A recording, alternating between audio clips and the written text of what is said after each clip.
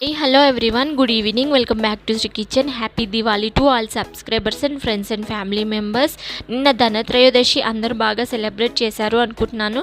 మేము కూడా చాలా బాగా సెలబ్రేట్ చేసుకున్నాము. కానీ అందరూ ధనత్రయోదశి అంటే ఏదో ఒక వస్తువు లేదంటే గోల్డ్ కొంచెమైనా సరే కొంటూ ఉంటారు. కానీ మా పిల్లలు వెరైటీగా ఈ క్రాకర్స్ తీసుకుందాము అని నిన్ననే క్రాకర్స్ అయితే తెచ్చేసుకున్నాము. ఇంకా త్రయోదశి రోజున యమదీపం వెలిగిస్తారు అంటారు కదా, అది దేనికో ఈ కథ ప్రకారం మనకి తెలుస్తుంది. ఇలా ప్రకారం హిమరాజు అనే రాజుకి 16 ఏళ్ల కొడుకు ఉన్నాడు. అతని జాతకం ప్రకారం అతని వివాహం జరిగిన 4వ రోజు పాము కాటుతో మరణిస్తాడని చెప్తారు. ఆ యువరాజుకి వివాహం జరిగింది. అతని భార్యకు అసలు విషయం చెప్పారు. అయితే తన భర్తను కాపాడుకోవాలి అని తన తెలివితేటలతో భర్తను ఈ విధంగా కాపాడుకుంది.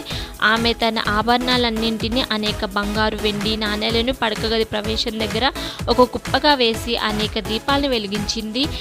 తర్వాత తన భర్త నిద్రపోకుండా ఉండడానికి కథలు చెప్పి పాటలు పాడింది. మరుసటి రోజు మరణదేవుడైన యమ పాము వేషంలో యువరాజు ఇంటి గుమ్మం వద్దకు వచ్చినప్పుడు దీపాలు మరియు ఆభరణాలు ప్రకాశంతో అతని కళ్ళు కనిపించకుండా అయిపోయాయి.